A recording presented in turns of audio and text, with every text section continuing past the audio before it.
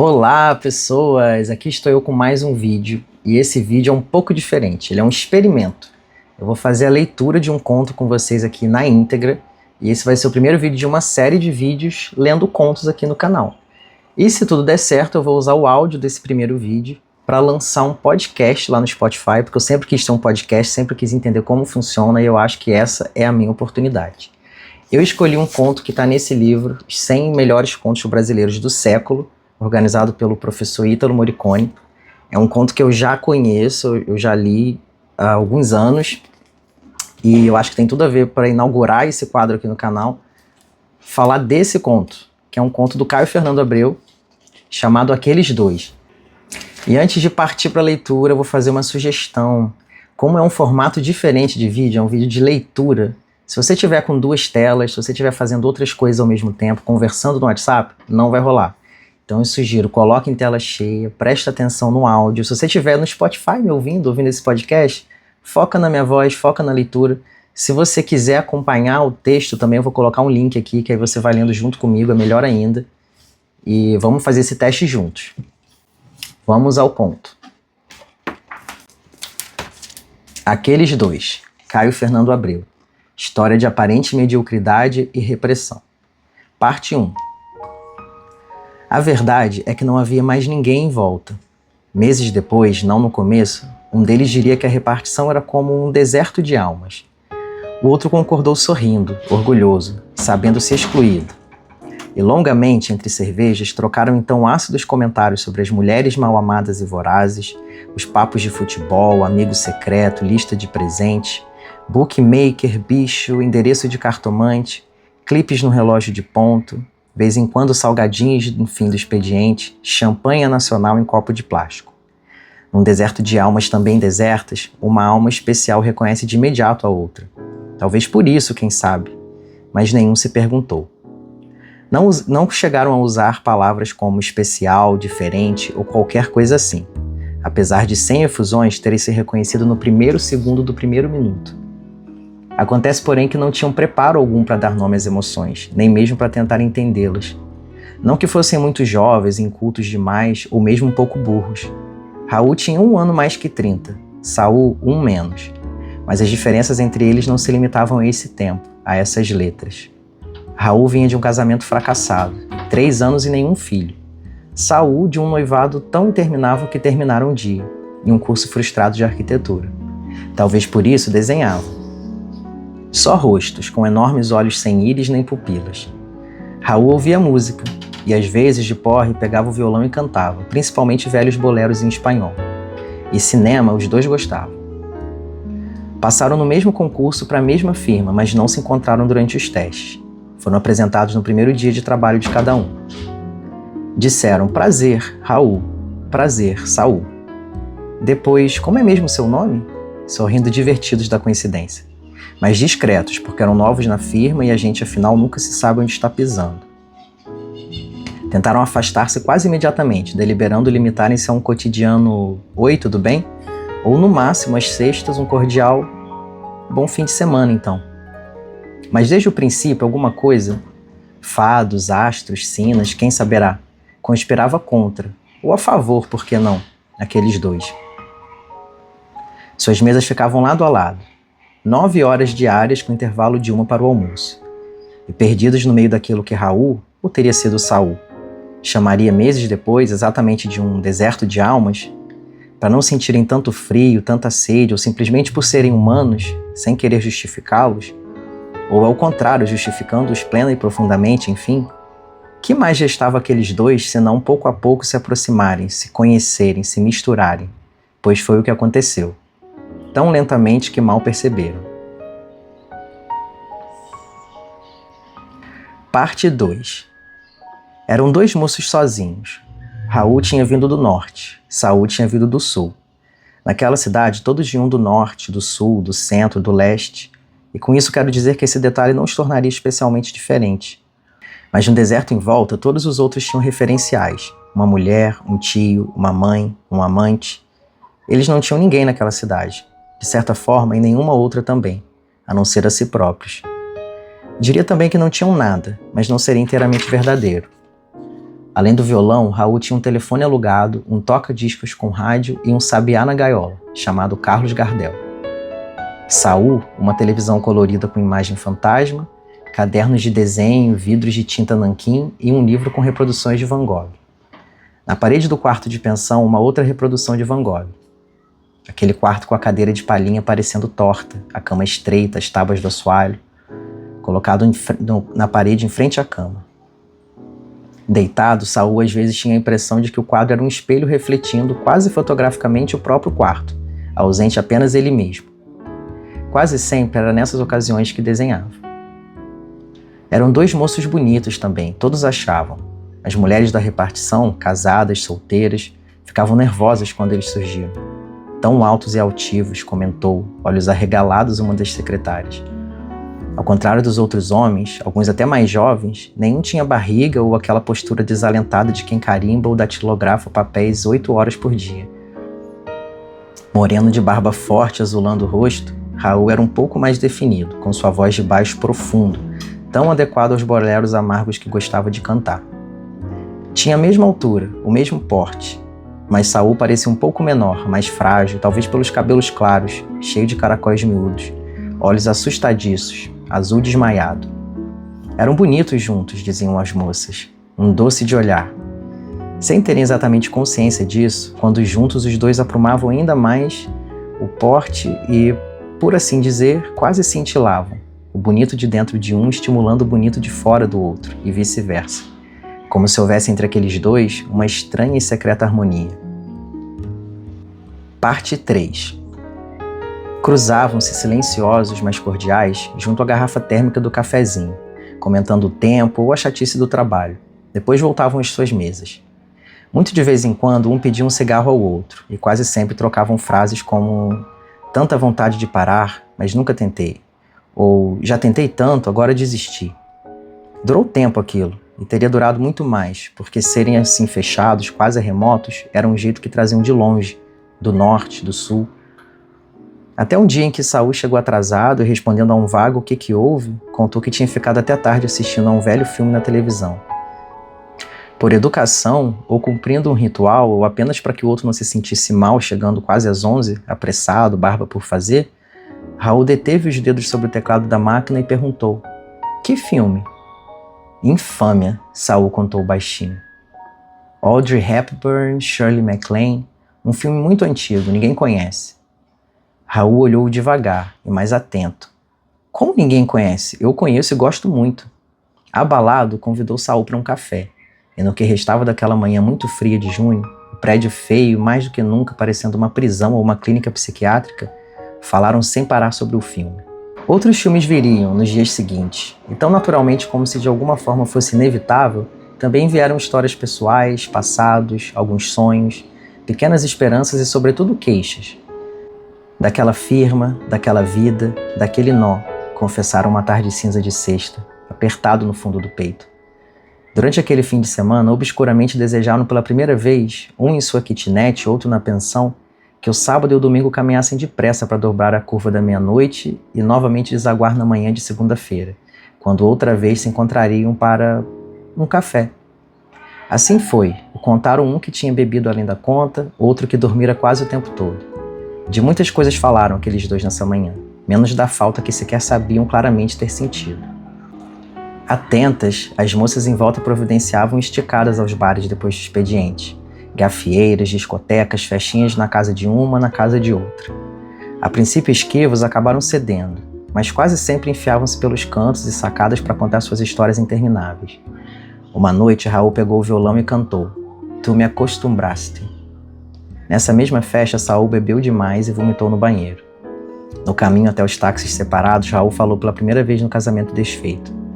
Passo incerto, Saul contou do noivado antigo, e concordaram bêbados que estavam ambos cansados de todas as mulheres do mundo, suas tramas complicadas, suas exigências mesquinhas, que gostavam de estar assim, agora, sós, donos de suas próprias vidas. Embora, isso não disseram, não soubessem o que fazer com elas. Dia seguinte, de ressaca, Saul não foi trabalhar nem telefonou. Inquieto, Raul vagou o dia inteiro pelos corredores subitamente desertos, gelados, cantando baixinho "Tu me acostumbraste", entre inúmeros cafés e meio maço de cigarros a mais que o habitual. Parte 4. Os fins de semana tornaram-se tão longos que um dia, no meio de um papo qualquer, Raul deu a Saul o número de seu telefone. Alguma coisa que você precisar, se ficar doente, a gente nunca sabe. Domingo, depois do almoço, Saul telefonou só para saber o que o outro estava fazendo. E visitou-o, e jantaram juntos a comidinha mineira que a empregada deixara pronta no sábado. Foi dessa vez que, ácidos e unidos, falaram no tal deserto, nas tais almas. Há quase 6 meses se conheciam. Raul deu-se bem com Carlos Gardel, que ensaiou um canto tímido ao cair da noite. Mas quem cantou foi Raul. Perfídia, la barca, e a pedido de Saul, outra vez, 2 vezes, tu me acostumbraste. Saul gostava principalmente daquele pedacinho assim. Sutil legaste a mim como una tentación, llenando de inquietud mi coração. Jogaram algumas partidas de buraco, e por volta das 9, Saul se foi. Na segunda, não trocaram uma palavra sobre o dia anterior, mas falaram mais que nunca, e muitas vezes foram ao café.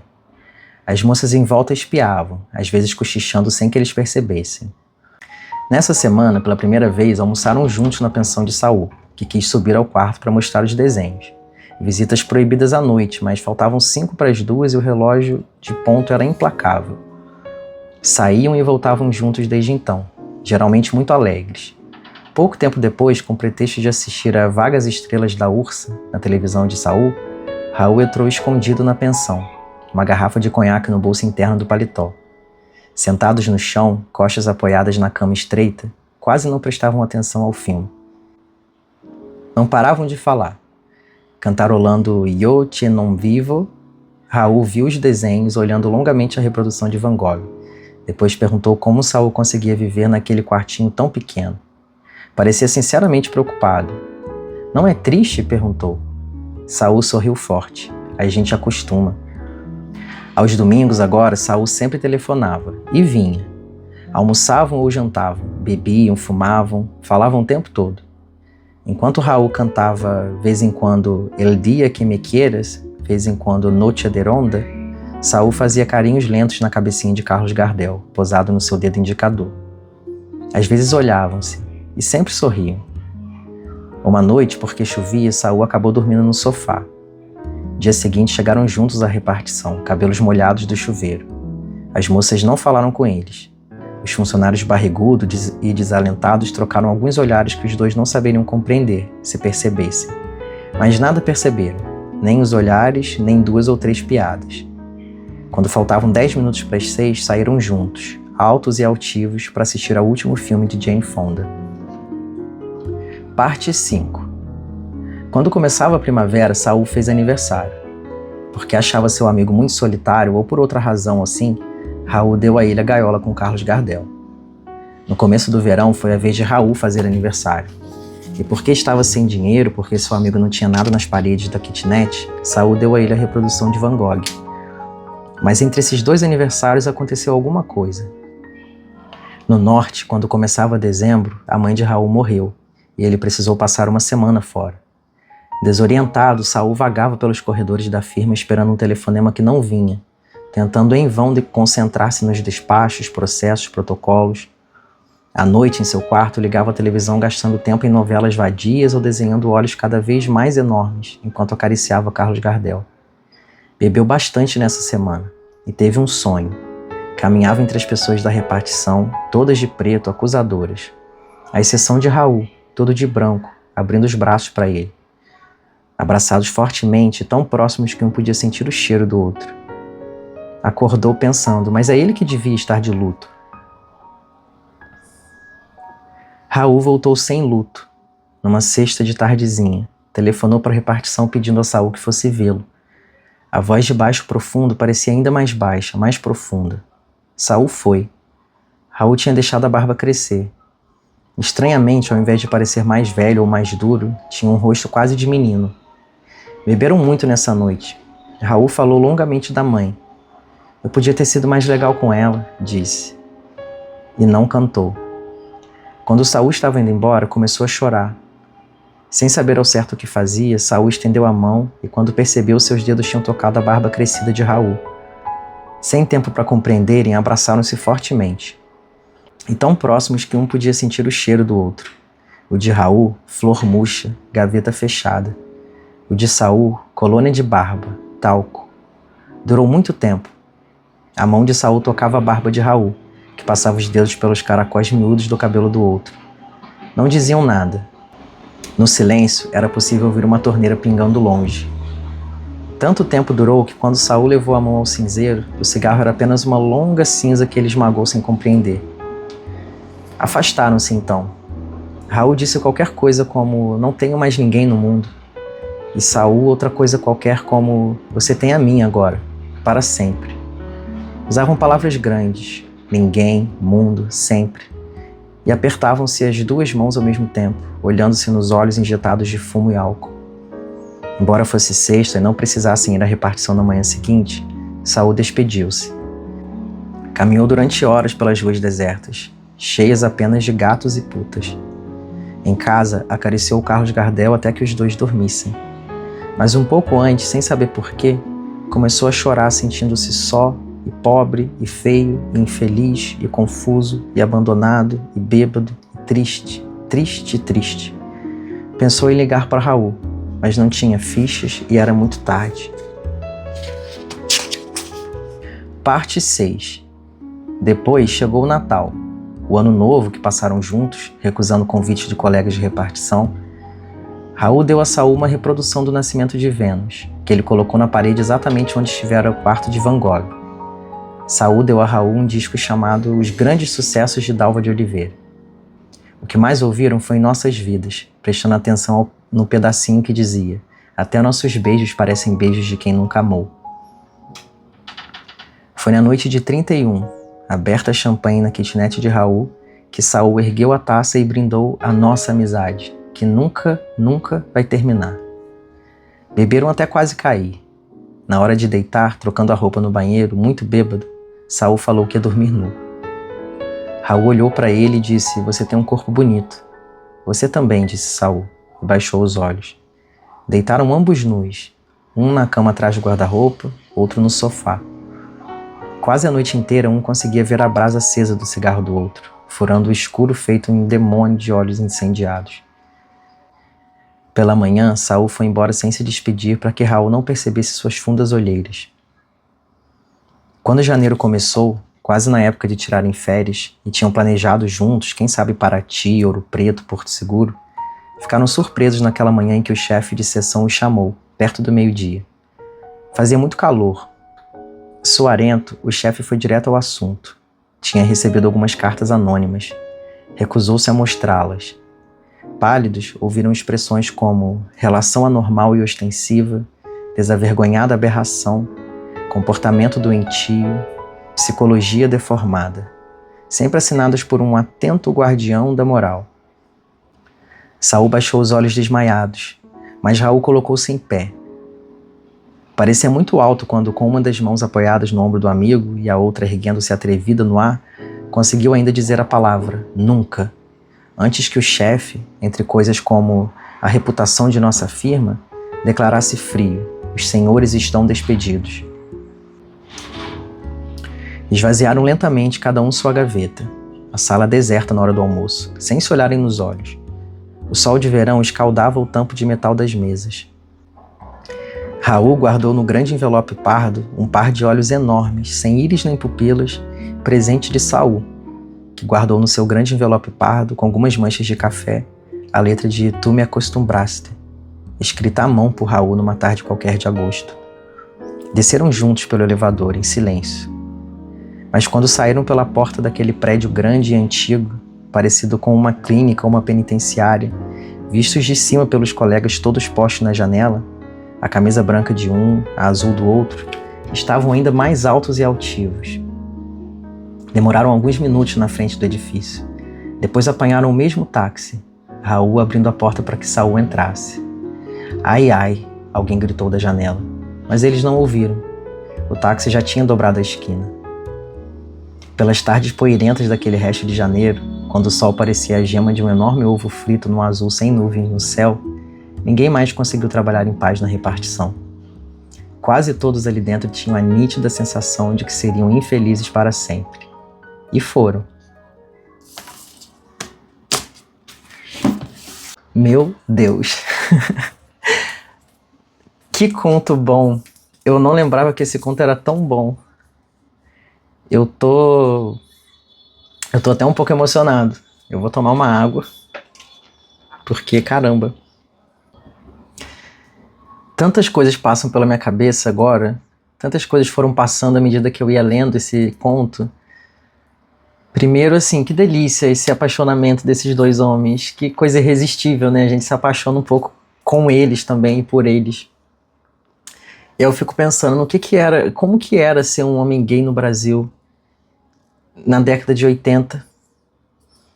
E esse livro foi publicado em 82, né? Esse conto, ele era de um livro chamado Morangos Mofados, do Caio Fernando. Inclusive, a minha edição de Morangos Mofados está desaparecida. Se alguém souber onde está esse livro, me devolva, por favor. Mas eu fico pensando nisso, porque 82 era ainda aquele contexto de liberação sexual, em que finalmente as pessoas falavam, né, desses assuntos, falava-se de homens que amavam homens, e podia-se experimentar alguma abertura nesse tipo de amor, né? E eu fico pensando também no quanto que a AIDS veio logo em seguida. Eu acho que a AIDS chegou no Brasil em 83, e no quanto que isso estragou essa experiência de abertura, de expansão, de liberdade, né, que a comunidade vivia. E não tem como não pensar no que era aquela homofobia, porque hoje, e assim, eu sou um jovem de 30 anos, os protagonistas desse conto, um tem 29 e o outro tem 31.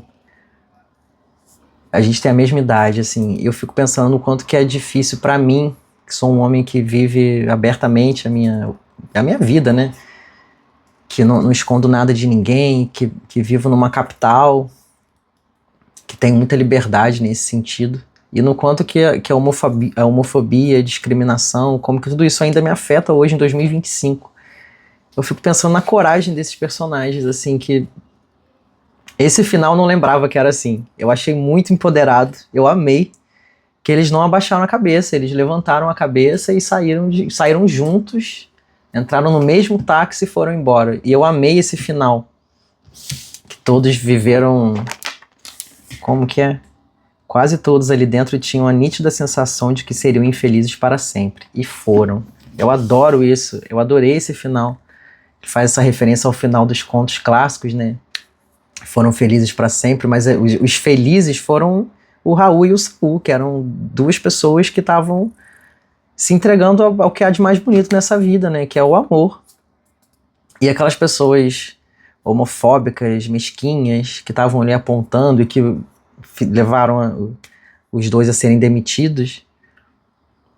Gente recalcada, essa gente conservadora que está aí até hoje. Eles é que são infelizes. Eles é que são infelizes. E eu amei.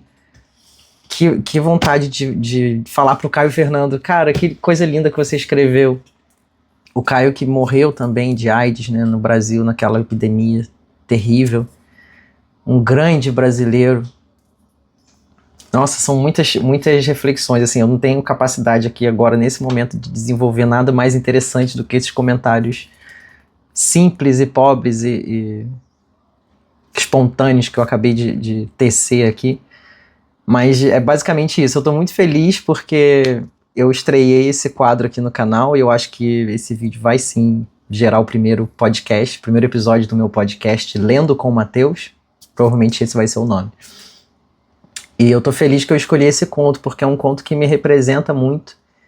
E é um conto que eu acho que representa essa literatura que as pessoas não sabiam que existe, não sabem que existia, né? E eu quero trazer muita coisa assim pra cá. Eu quero trazer contos de escritores brasileiros que eram homens gays, quero trazer esse tipo de história pra cá sim, e todo tipo, na verdade. Contos brasileiros, contos de outros lugares. E aí eu quero trazer também uma coisa, comentar algo pra não deixar de comentar, que no comecinho do conto, lá onde tá o nome, tem um trecho de um poema de um autor chamado Walt Whitman, ou seria Whiteman. Acho que é o Whitman. Walt Whitman é um autor americano do século XIX que escrevia umas coisas ali meio homoeróticas, com alguma tendência para esse lado, assim, que quem sabe ler as entrelinhas conseguia entender a que ele se referia. O trecho do poema do Walt Whitman, chamado So Long, que o Caio Fernando Abreu trouxe, está em inglês, mas eu vou ler a tradução. Eu anuncio a adesividade. Eu digo que será ilimitada, solta. Eu digo que você ainda encontrará o amigo a quem estava procurando. E esse amigo aqui a gente pode entender como um companheiro, né? Como um amor, que era difícil chamar essas coisas pelo nome, né? Dar nome a essas coisas naquela época. Inclusive esse conto é dedicado a uma pessoa, para Rofran Fernandes. Quem foi Rofran Fernandes, gente? Será que foi um amorzinho do Caio? Rofran Fernandes. Tô procurando aqui para ver. Nasceu no Rio Grande do Norte em 1934. Era ator e foi conhecido por seu trabalho em A Virgem Camuflada. Caio Fernando Abreu. Será que eles tiveram caso, gente? Olha, gente, eu fiz uma pesquisa breve aqui. Eu achei um artigo que fala desse conto, Aqueles Dois, do Caio Fernando, e também não há conclusão nenhuma sobre a natureza da relação do Rofran Fernandes com o Caio. Então a gente não sabe se eles eram amigos, namorados, o que foi. E não importa, né? Vamos deixar isso aí em aberto. Basicamente, gente, foi isso. Essa foi a minha leitura do conto Aqueles Dois. E eu espero que vocês tenham gostado. E eu espero poder trazer outras histórias legais e emocionantes aqui pra gente ler juntos. Um beijo pra você que ficou aqui até o final, pra você que tá me ouvindo, me assistindo. Olha só que legal, vocês estão no primeiro episódio dessa série e no primeiro episódio do podcast. Olha que chique. Beijo, gente.